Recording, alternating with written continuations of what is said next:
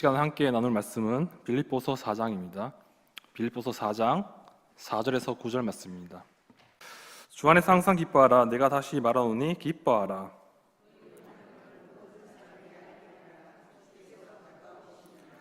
아무것도 염려하지 말고 다만 모든 일에 기도와 간구로 너희 구할 것을 감사함으로 하나님께 아뢰라.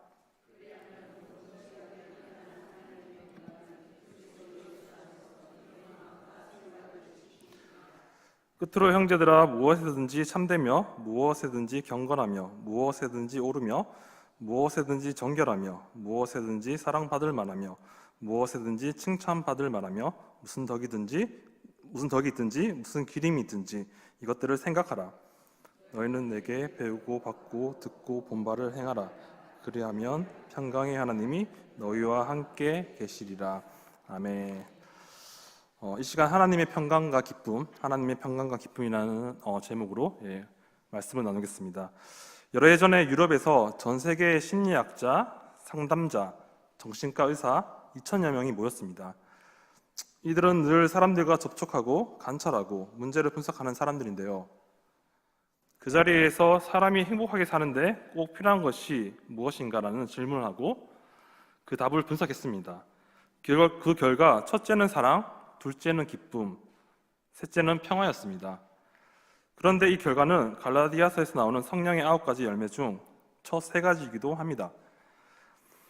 성령의 열매 9가지 가운데 첫 번째가 사랑이요, 두 번째가 희락, 기쁨, 그 다음이 화평, 평화입니다. 결국 전문가들이 인생을 관찰하면서 내린 결론과 하나님께서 말씀하신 것과 일치하는 것을 우리는 볼 수 있습니다. 이는 영원한 하나님의 진리와 인생의 보편적 진리가 같이 간다는 말씀입니다. 오늘은 성령의 열매 중 희락과 화평, 즉 기쁨과 평강에 대해 좀 집중적으로 생각해 보겠습니다. 전 세계는 지금 서로 갈등하고 싸우고 엄청난 무기를 만들며 평화를 파괴하고 있습니다. 현재 있는 무기만으로도 지구를 몇 번 파괴하고도 남는다는데 계속해서 새로운 무기를 개발하고 있습니다. 북한에서도 핵폭탄을 개발하고 있습니다. 뿐만 아니라 남한에는 온갖 사회 문제가 넘치고 있습니다. TV를 보고 신문을 보면 화가 나기도 하고 슬픔에 잠기기도 합니다. 세계는 세계대로, 우리 민족은 우리대로 평화가 없습니다. 이와 같이 평화가 없는 삶 속에서 어떻게 해야 우리는 평화를 누리며 살아갈 수 있을까요? 오늘 성경에 보니까 그리하면 모든 지각에 뛰어난 하나님의 평강이 그리스도 예수 안에서 너희 마음과 생각을 지키시리라 라고 말씀합니다. 하나님의 평강은 하나님께서 주시는 평화입니다. 이 평화는 모든 지각에 뛰어난 하나님의 평강입니다. 지각이란 영어로 understanding, 즉 사람이 머리로 이해할 수 있는 것을 말합니다. 뛰어난이란 뛰어넘는다 라는 말인데 초월한다는 말입니다. 성경이 말하는 평화는 사람의 생각을 뛰어넘는 초월하는 평화입니다. 세상이 주는 평화보다 더 좋은 평화입니다. 세상에는 폭풍이 일고 염려와 슬픔과 고통이 많음에도 불구하고 성경의 인물들은 세상이 설명할 수 없는 하나님의 평화를 경험하며 살아갑니다. 이 평화는 예수님께서 폭풍 가운데서도 배 안에서 주무시는 그러한 평화입니다. 세상이 줄 수 없는 평화, 나라와 인간이 줄 수 없는 평화, 돈이 줄 수 없는 평화, 명예와 권력이 줄 수 없는 하나님의 평화를 성경의 인물들은 누리며 살아갑니다. 그렇다면 우리는 어떻게 하나님의 평화를 누리며 살아갈 수 있을까요? 오늘 본문을 통해 하나님의 평화를 누리기 위해 우리가 해야 할 일들을 살펴보겠습니다. 첫 번째로 하나님의 평강을 누리기 위해 우리는 주 안에서 기뻐해야 합니다. 다 함께 본문 4절을 한번 읽겠습니다. 시작. 주 안에서 항상 기뻐하라. 내가 다시 말하노니 기뻐하라. 먼저 기쁨이라는 단어를 사전에서 찾아보니 욕구가 충족되었을 때의 즐거운 마음이나 느낌이라는 의미입니다. 욕구가 충족되었을 때의 즐거운 마음이나 느낌이라는 의미입니다. 이는 어떤 욕구가 충족되었을 때 마음에 생기는 감정이라는 말인데 좀 더 정확히 말하면 나의 욕구가 충족되었을 때의 감정입니다. 그런데 나의 욕구가 충족되었을 때 기쁨을 느낀다면 반대로 나의 욕구가 충족되지 않을 때에는 그런 기쁨을 느낄 수 없다는 말입니다. 결국 사람들이 기뻐하지 못하는 이유는 자신의 욕구가 충족되지 않았기 때문입니다. 그렇다면 오늘 본문에서 나타난 사도 바울의 기뻐하라는 명령은 네가 원하는 것을 충족시켜라 라는 말일까요? 아니면 원하는 것을 갖고 먹고 싶은 것을 먹으라는 의미일까요? 성경에서 말하는 기뻐하라는 명령은 과연 어떤 의미일까요? 바울이 기뻐하라고 명령했다는 것은 우리가 기쁨을 선택할 수 있다는 것을 전제로 합니다. 또한 이 말씀은 현재형의 표현으로 기쁨을 위해 기쁨을 계속해서 선택해야 할 것에 대한 말씀입니다. 어려운 상황 가운데 절망할 것인가 기뻐할 것인가는 우리의 선택입니다. 사도 바울은 어떤 환경이나 상황에서도 항상 기뻐하라고 말하면서 내가 다시 말하노니를 덧붙여 재차 강조하고 있습니다. 이것은 앞으로 어떠한 상황이 오더라도 나는 또다시 너희에게 기뻐하라고 말할 것이다 라는 의미입니다. 빌립보서 2장 17절과 18절에서 이와 같이 너희도 기뻐하고 나와 함께 기뻐하라고 명했던 사도 바울은 다시 빌립보서 3장 1절에서 끝으로 나의 형제들아 주 안에서 기뻐하라 너희에게 같은 말을 쓰는 것이 내게는 수고로움이 없고 너희에게는 안전하니라 라며 또다시 기뻐하라고 명령합니다. 그리고 다시 4장에 와서 두 번 더 반복하고 있습니다. 이 명령은 어떤 상황이나 조건과 관계없는 명령입니다. 어떤 상황에서도 조건 없이 기뻐하라는 명령입니다. 성경은 왜 이런 명령을 하고 있을까요? 상황이 좋지 않고 자신의 욕구가 충족되지 않으며 기뻐하지 못하는 것이 당연한 이치인데 성경은 왜 이러한 상황에서도 우리에게 항상 기뻐하라고 말하고 있을까요? 이것은 단순히 어려움이 있어도 억지로 웃으면 기뻐할 수 있다고 말하는 것이 아닙니다. 그저 낙천적인 삶을 말하는 것도 아닙니다. 바울은 분명히 명령합니다. 주 안에서 기뻐하라. 이것은 세상적인 관점에서 보면 이해하기 어려운 말입니다. 세상 사람들은 돈이나 명예, 젊음이나 특출한 외모에 기뻐합니다. 승진이나 선물, 자녀들, 손주들 때문에 기뻐합니다. 그러나 이러한 것들에 우리의 기쁨을 두면 그것은 오래가지 못합니다. 돈은 있다가도 쉽게 없어지고 젊음과 외모도 순식간에 사라지기 때문입니다. 명예 역시 작은 실수 하나에 무너져 내리고 귀엽고 예쁘던 자녀들, 손주들은 커가면서 반항하기 시작합니다. 그러니 이 기뻐하라는 명령은 공허한 말처럼 느껴질 수도 있습니다. 그러나 사도 바울은 기뻐하되 주 안에서 항상 기뻐하라고 말하고 있습니다. 여기서 우리는 주 안에서라는 말에 주목해야 합니다. 바울이 말하는 기쁨은 세상이라는 곳에서 주 안이라는 곳으로 기쁨의 장소가 옮겨진 것을 말합니다. 세상에서 기쁨을 얻지 말고 주 안에서 기쁨을 얻으라는 것입니다. 전에 세상에서 기뻐했다면 이제는 주 안에서 기뻐해야 한다는 것입니다. 그리하면 하나님의 평강이 임하게 된다는 것입니다. 우리는 영원하시고 변치 않으시는 하나님을 예배합니다. 쉽게 변하는 세상의 것들과 달리 영원하고 변하지 않는 하나님 안에 만족과 기쁨이 있다면 우리는 항상 기뻐할 수 있습니다. 모든 상황 가운데 세상 바라보지 않고 주님을 의지하고 나아갈 때 우리는 주 안에서 기뻐할 수 있습니다. 우리의 중심이 하나님에게로 향할 때 우리는 주 안에서 기뻐할 수 있습니다. 세상은 주님 안에 기쁨이 없다고 말합니다. 이웃들에게 전도를 해보면 교회에 무슨 재미로 나가냐고 대묻습니다.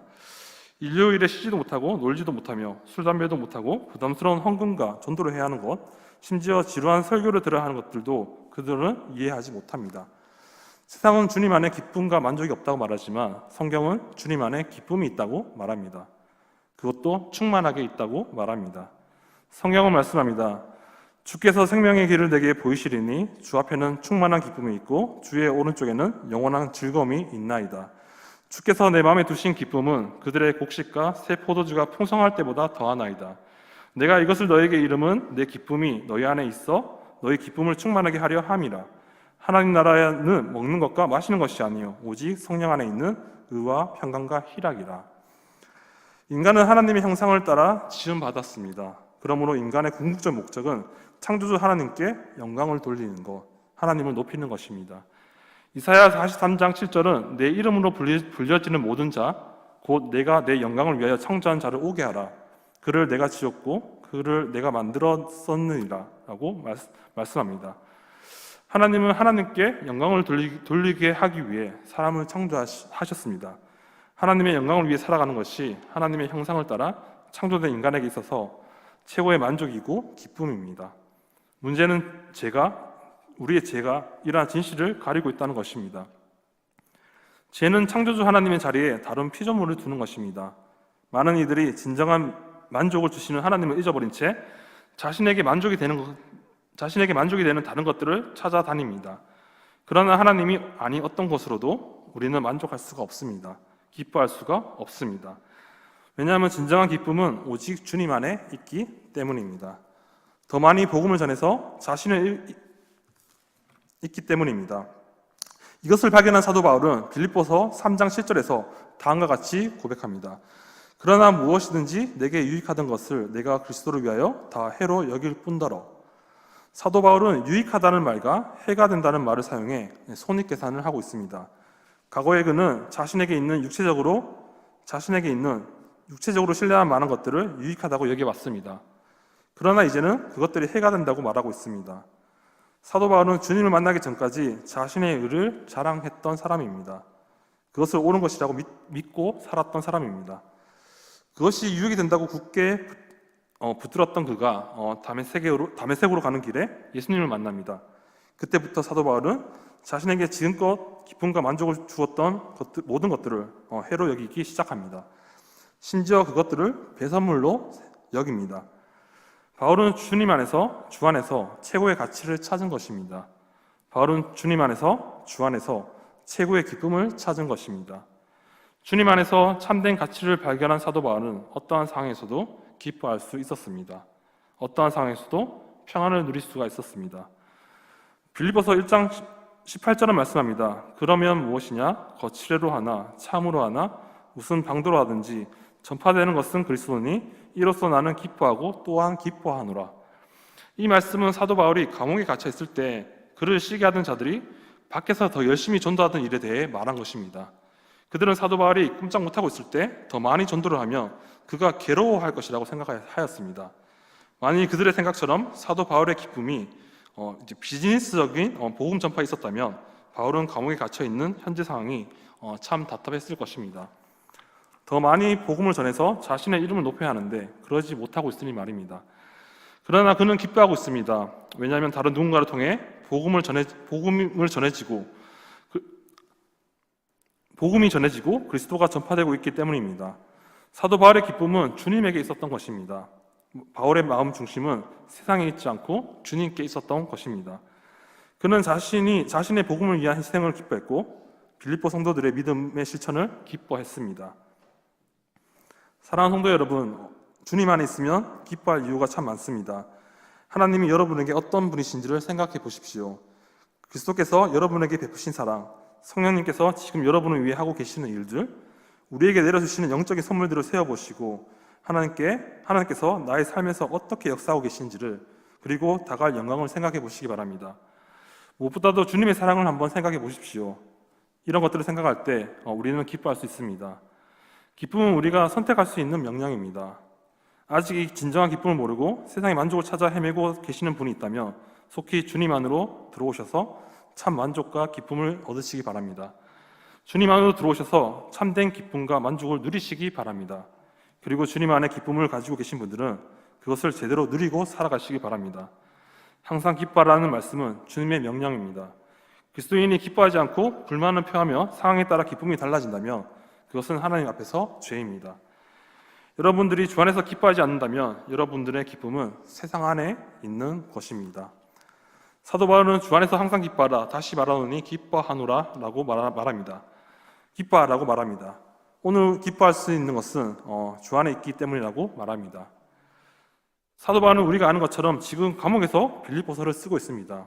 감옥 안에 있는 사람이 어떻게 기뻐할 수 있겠습니까?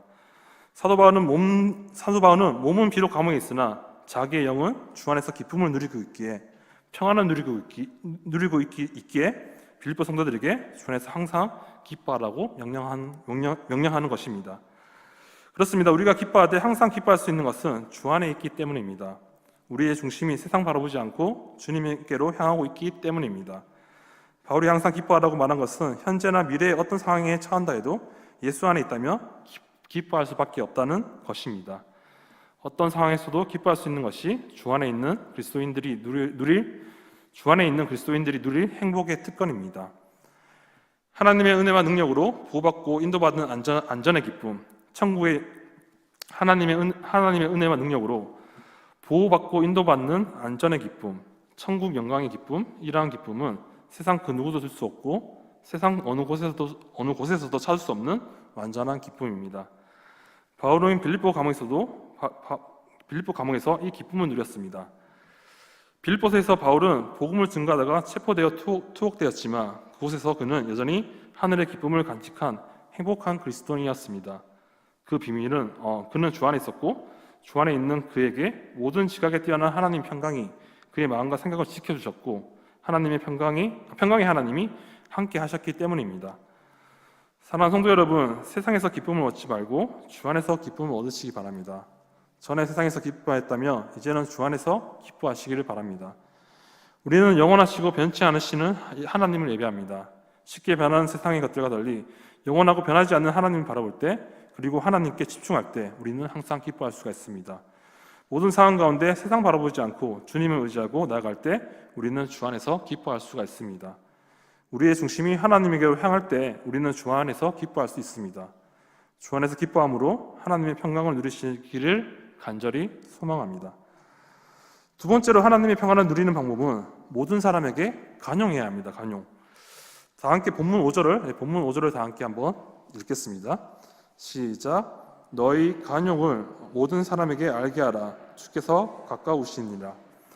이 말씀의 의미는 인생의 끝이 가까우니 가슴을 열고 사람들에게 간대하고 부드럽게 친절하게 살아라. 그러면 하나님의 평화가 있다는 말입니다. 간대하다는 것은 마음을 여는 것입니다. 기쁨이 자신과의 개인적인 문제라며 간용은 다른 사람과의 관계를 말합니다. 간용이란 공동 번역 성경을 보면 너그러운 마음이라고 번역합니다. 바울이 모든 사람이 간용의 대상이라고 말하면서 바울은 모든 사람이 간용의 대상이라고 말하면서 그 대상을 무한정으로 넓힙니다. 간용이 무엇인가요? 간용은 우리 속에 있는 착한 본성 혹은 타고난 성품이 아닙니다. 간용은 우리가 예수님을 얼마나 닮았는가라는 관계에 있지 타고난 성품과는 전혀 관계가 없습니다. 간용은 하나님이 주시는 선물입니다.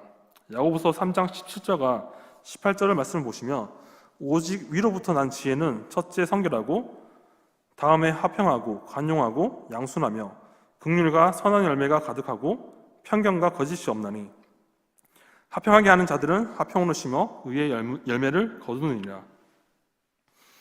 간용은 오직 위로부터 난 지혜입니다. 남에게 간용을 베푸지 않으면 하나님과 친밀한 관계 안으로 들어갈 수가 없습니다. 그래서 하나님 주시는 기쁨도 누릴 수 없어 자신이 가장 큰 고통을 겪게 됩니다. 하나님은 지금 우리에게 끝없이 간용을 베푸고 계십니다. 그러나 우리는 이웃에 대한 나쁜 감정이나 마음으로 이웃에게 간용하지 못함으로 평강을 누리지 못하는 경우가 많이 있습니다. 교회 안에서도 기쁨이 넘치려면 성도들 간에 서로 용서하고 간용을 베풀어야 합니다. 우리가 간용을 해야 하는 이유는 본문 5절을 보시면 주께서 가까우시기 때문입니다. 우리가 간용해야 할 이유는 주님의 재림이 다가오고 있기 때문입니다. 이 말씀의 의미는 주님 오시기 전에 어느 누구라도 감쌀 수 있는 포용력을 갖추라는 말입니다. 편을 가르고 갈등하는 것이 아니라 기뻐하는 마음으로, 너그러운 마음으로 모든 일을 배려하고 존중하라는 말입니다. 우리는 대부분 영원한 것 때문이 아니라 이 땅에서 잠시 쓸 것에 대해 손해를 입었을 때 간용하지 못합니다. 그럼에도 불구하고 사도 바울은 모든 사람에게 간용해야 한다고 말합니다. 사랑하는 성도 여러분, 하나님이 주시는 마음으로 가족과 친구, 이웃에게 마음을 열고 간용하며 살아가시길 소망합니다. 사도 바울의 권면대로 간용함으로 하나님의 평강을 누리시며 살아가시길 소망합니다. 세 번째로 하나님의 평안을 누리는 방법은 아무것도 염려하지 않고 기도하는 것입니다. 세 번째로 하나님의 평안을 누리는 방법은 아무것도 염려하지 않고 기도하는 것입니다. 본문 6절을 제가 읽겠습니다. 아무것도 염려하지 말고 다만 모든 일에 기도와 간구로 너희 구할 것을 감사함으로 하나님께 아뢰라. 염려거리가 없는 사람은 없을 것입니다. 우리 믿는 사람도 염려거리가 있습니다. 그렇지만 사도 바울은 우리 믿는 자들에게 염려하지 말라고 권면합니다. 이 염려란 말은 어수선한 마음, 분열된 마음을 뜻합니다. 우리가 염려를 하게 되면 우리의 마음이 흩어지고 분열됩니다. 분열로 인한 평화가 깨집니다. 염려는 문제를 해결하는 것이 아니라 우리 마음을 더욱 흔들어 놓습니다. 그래서 내가 어떤 일을 하고자 해도 그 일에 집중할 수 없게 만듭니다. 염려로 우리의 삶은 활력을 잃게 됩니다. 평화가 깨집니다. 그러기에 바울은 염려하지 말라고 권면합니다. 사람들이 주로 무엇 때문에 걱정을 하는지 조사한 것이 있습니다. 40%가 전혀 일어나지 않을 일에 대한 걱정이라고 합니다. 30%는 지금은 어떻게 할 수 없는 이미 지나가는 일에 대한 걱정입니다. 22%는 아주 사소한 걱정입니다. 4%는 내가 어떻게 해볼 도리가 없고 바꿀 수도 없는 일에 대한 걱정입니다. 결국 우리가 하는 걱정의 96%는 필요 없는 것들이란 말입니다. 오늘도 여러분 가슴에 걱정이 있고 지난 한 주 동안 걱정을 했다면 그것은 필요 없는 96%에 속합니다. 마지막 4%만이 우리가 해야 할 진짜 걱정, 염려, 생각입니다. 우리는 염려하지 말아야 합니다. 염려와 기쁨은 상극입니다. 염려하면 주님이 주시는 기쁨을 누리지 못합니다. 염려한다고 상황이 전혀 바뀌지 않습니다. 마태복음 6장 27절은 너희 중에 누가 염려함으로 그 키를 한 자라도 더할 수 있겠느냐. 잠언 17장 22절은 마음의 즐거움은 양약이라도 심령의 근심은 뼈를 마르게 하느니라 라고 말씀합니다. 염려는 아무짝에도 쓸모없는 것입니다. 염려는 몸과 마음을 죽이는 독입니다. 우리는 모든 것에 대해서 염려하지 말아야 합니다. 주님께서는 염려 대신 기도와 간구로 하나님께 아뢰라, 기도하라고 말씀하십니다. 그리하면 지각에 뛰어난 하나님의 평강이 너희를 지킬 것이라고 말씀하십니다. 오늘 말씀은 염려가 생기는 순간 그 염려를 기도와 간구, 감사함으로 바꾸라고 권면합니다. 기도는 하나님의 얼굴을 구하는 것입니다. 근심 염려가 생길 때 바로 하나님의 얼굴을 바라보는 것입니다. 간구는 간청하다, 청원하다, 부탁하다는 뜻인데 지금 내가 근심하고 있는 그 문제를 하나님께 간청하는 것입니다. 염려할 시간이 있으면 기도하시기 바랍니다. 기도를 통해 하나님의 평강을 누리시기 바랍니다. 2002년 영국의 BBC 방송국은 영국 사람 100만 명을 대상으로 가장 존경하는 사람에 대한 조사를 했습니다. 2등이 셰익스피어 작가였고 1등은 윈스턴 처칠 수상이었습니다. 그런데 처칠의 학창시절 학적부를 보면 품행이 나쁘고 남을 괴롭히는 아이요, 희망이 없는 싸움꾼이라고 적혀 있습니다. 성적도 나빠서 지리 과목은 겨우 낙제를 면했고 사관학교를 가고 싶었으나 시험에 떨어졌습니다. 결국에 삼수로에서 꼴찌로 사관학교에 붙었습니다. 이런 처칠이었지만 학창시절에도 장교로서 전쟁을 하면서도 한 가지 빠뜨리지 않는 것이 있는데 바로 기도였다고 합니다. 1차 세계대전 중에도 기도하고 후에 국회의원이 되어서 국회의사당에 앉아있는 중에도 기도하는 모습을 사람들이 자주 보았다고 합니다. 윈스턴 처칠은 영국 수상이 된 후에도 기도하면서 영국을 성공적으로 이끌어갔습니다. 희망 없는 소년이 세계에 희망을 주는 지도자가 된 것은 똑똑해서 공부를 잘해서가 아닙니다. 그가 세계에 희망을 주는 지도자가 된 것은 끊임없이 기도했기 때문입니다. 본문 6절과 7절은 말씀합니다. 아무것도 염려하지 말고 오직 모든 일에 기도와 간구로 너희 구할 것을 감사함으로 하나님께 아뢰라. 그리하면 모든 지각에 뛰어난 하나님의 평강이 그리스도 예수 안에서 너희 마음과 생각을 지키시리라. 그렇습니다. 기도가 한 사람의 인생을 바꾸었습니다. 처칠은 염려하지 않고 기도했습니다. 자신의 상황에 좌절하지 않고 끊임없이 기도했습니다. 기도하면 우리에게 평안이 있습니다. 기도하면 하나님이 우리 마음과 생각을 지키십니다. 이 놀라운 선물은 기도와 간구와 감사로 구할 것을 아뢰는 자에게 주어집니다. 기도가 모든 문제의 해답입니다. 기도할 때 염려가 사라집니다. 기도할 때 하나님의 평강이 여러분의 마음과 생각을 지킵니다. 기도로서 여러분의 절망이 희망이 되는 역사가, 염려가 평안과 기쁨이 되는 역사가 여러분 삶에 일어나기를 간절히 소망합니다. 끝으로 하나님의 평강을 누리는 방법은 바울에게서 배우고 받고 듣고 본 바를 행하는 것입니다. 바울에게서 배우고 받고 듣고 본 바를 행하는 것입니다. 본문 구절을 다 함께 한번 읽겠습니다. 시작. 너희는 내게 배우고 받고 듣고 본 바를 행하라. 그리하면 평강의 하나님이 너희와 함께 계시리라. 아멘. 바울은 여기서 행함을 강조합니다. 진정한 그리스도인, 참된 그리스도인은 행동하는 그리스도인입니다. 오늘날 그리스도인들의 근본 문제는 행함이 없는 데서 문제가 일어납니다. 그래서 바울은 최종적으로 빌립보 교인들에게 가르치는 바를 그대로 행할 것을 강력하게 요구하고 있습니다. 야고보서 2장 22절과 27절은 믿음은 행함과 함께 일하고 행함으로 믿음이 온전케 되느니라. 행함 없는 믿음은 죽은 것이니라. 행함으로 내 믿음을 보이라 라고 성경은 권면합니다.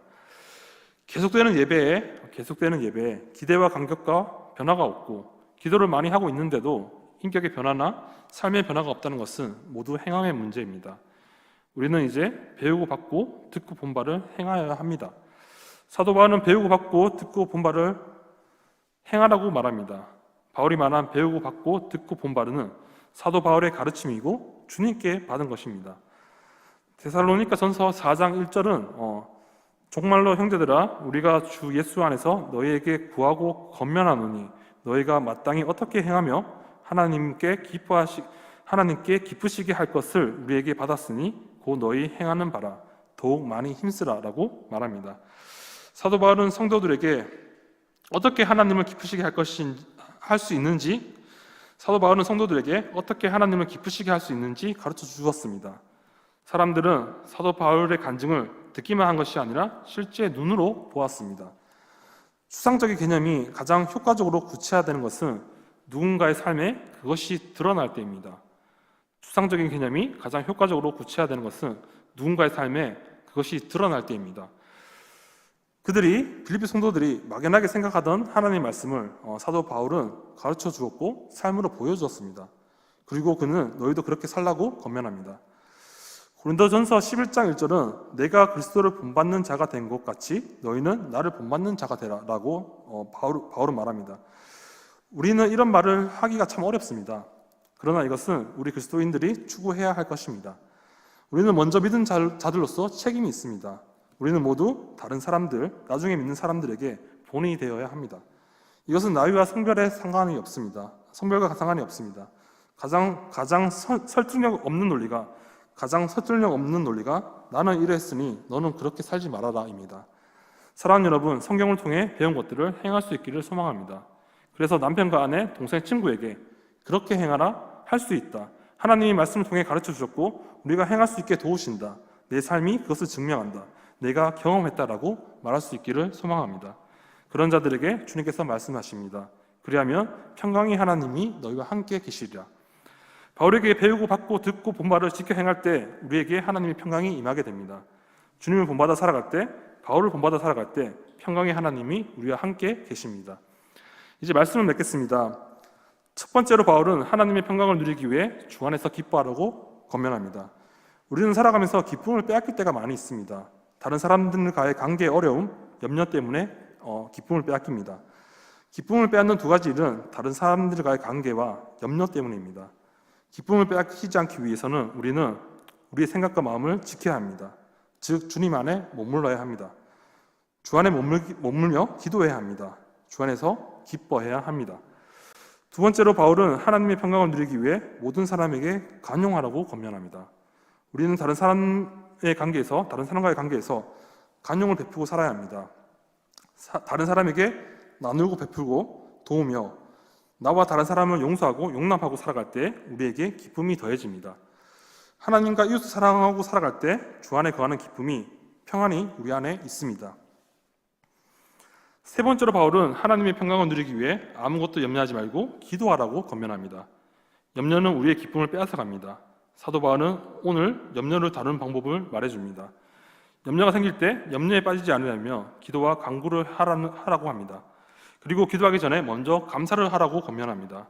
먼저 감사하면 우리는 염려하지 않고 기도할 수 있습니다. 그리고 그 기도가 응답되기 전에라도 염려 대신 평안할 수가 있습니다. 우리의 기쁨과 염려는 우리의 생각과 마음에서 이루어집니다.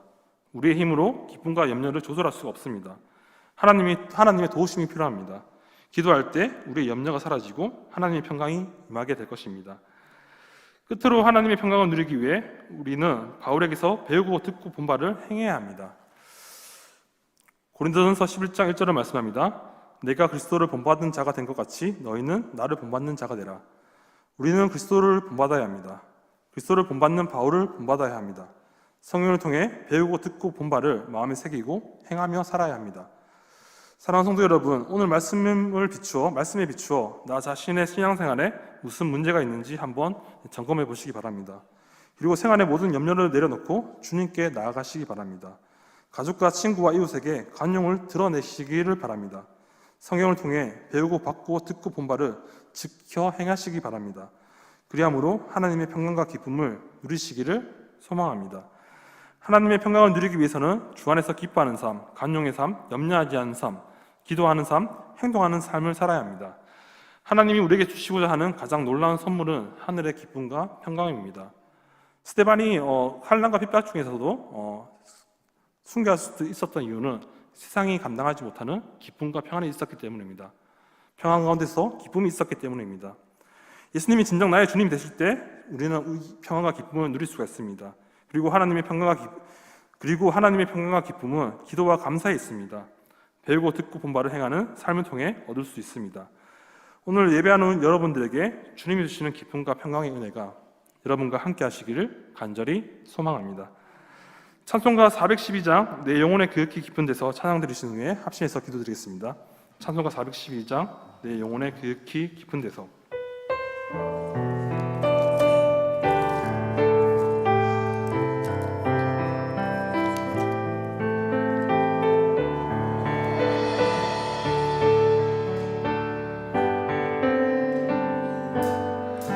내 영혼의 그윽히 깊은 데서 맑은 가락이 울려나네. 하늘 국수가 언제나 흘러나와 내 영혼을 고이 싸네. 평화로다.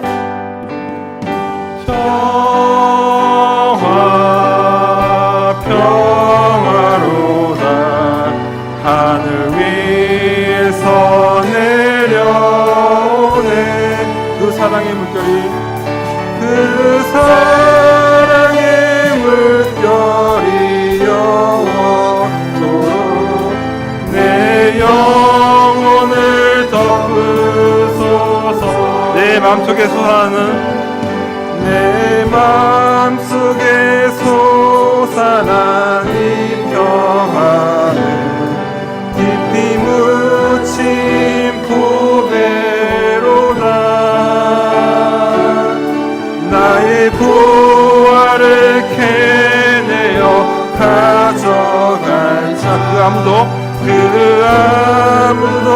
없으리라.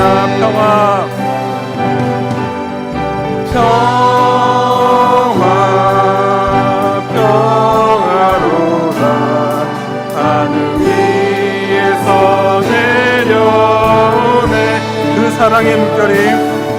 그 사랑의 물결이 영원토록 내 영혼을 덮으소서. 내 영혼의 평화가 넘쳐남은 주의 큰 복을 받으리라. 내가 주야로 주님과 함께 있어 내 영혼이 편히 쉬네. 평화로다.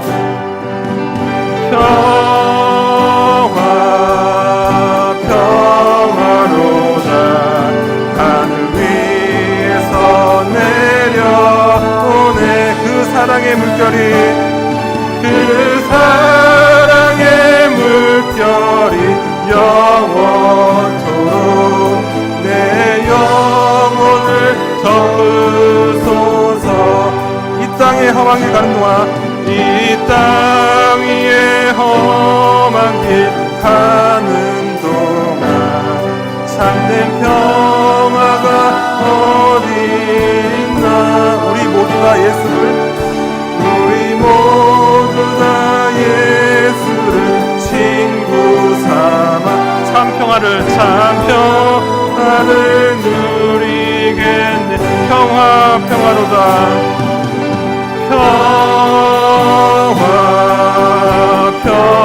평화로다.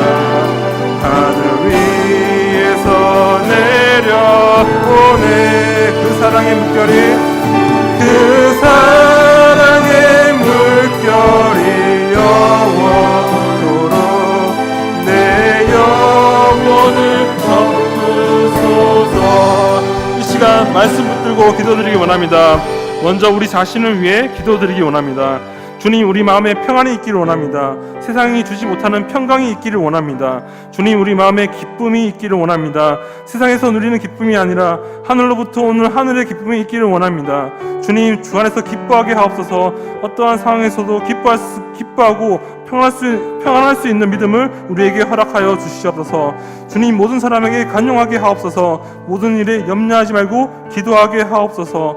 주님에게서 배우고 듣고 본 바를 행하며 살아가게 하옵소서. 주님, 이 시간 주여 한번 부르시고 우리 자신을 위해서 주님께 평안을 달라고, 기쁨을 달라고 주여 한번 부르시고 통성으로 합심해서 기도드리겠습니다.